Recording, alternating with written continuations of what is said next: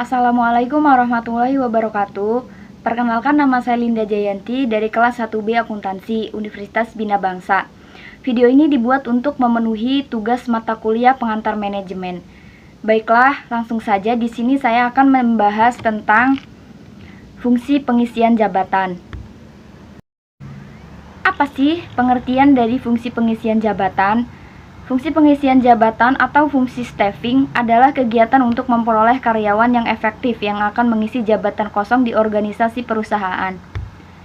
Adapun pokok masalah pada fungsi pengisian jabatan. Yang pertama ada pengadaan. Pengadaan adalah proses penarikan, seleksi, penempatan, orientasi untuk mendapatkan karyawan, baik kualitas maupun kuantitasnya sesuai kebutuhan perusahaan. Lalu ada cara untuk mendapatkan karyawan yang berkualitas dan kuantitasnya baik. Yang pertama ada analisis jabatan atau job analysis. Adalah menganalisis pekerjaan apa yang harus dilakukan pada suatu jabatan. Yang kedua ada uraian pekerjaan atau job description. Adalah uraian mengenai tugas-tugas dan tanggung jawab seorang pejabat pada suatu jabatan atau apa hak dan kewajibannya.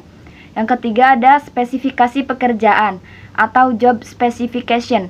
Adalah syarat yang dapat memangku suatu jabatan tertentu agar ia dapat bekerja secara efektif. Lalu yang kedua itu ada penarikan. Penarikan adalah kegiatan mencari dan mempengaruhi tenaga kerja agar mau melamar lowongan pekerjaan yang masih kosong di perusahaan. Kata mencari di sini yaitu menetapkan sumber-sumber tenaga kerja yang akan ditarik. Yang ketiga ada seleksi.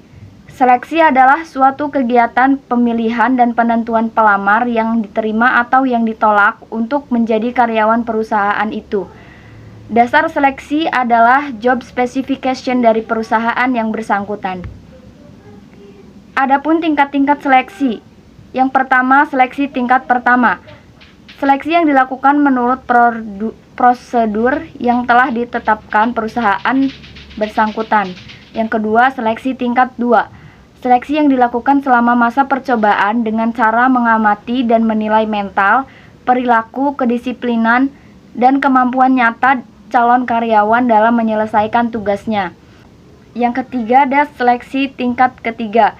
Seleksi dengan mengikuti pelatihan. Jika lulus, calon karyawan diangkat menjadi karyawan tetap. Yang keempat, ada penempatan.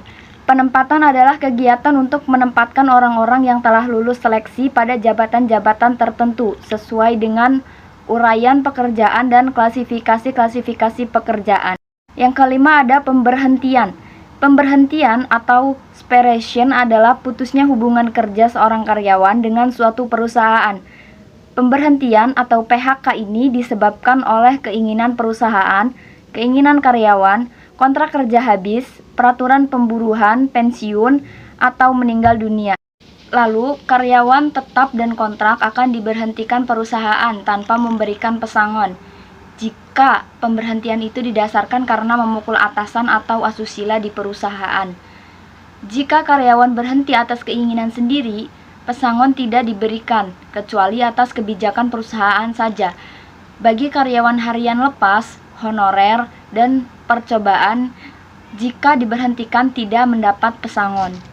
Adapun rumus perhitungan turnover, atau disingkat dengan TO, yaitu dengan TO sama dengan karyawan masuk dikurangi karyawan berhenti, dibagi 1/2 karyawan awal ditambah karyawan akhir dikali 100%.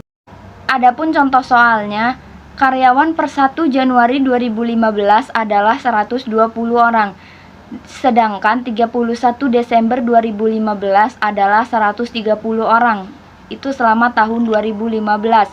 Masuk 20 orang, keluar 10 orang. Cara jawabnya, TO sama dengan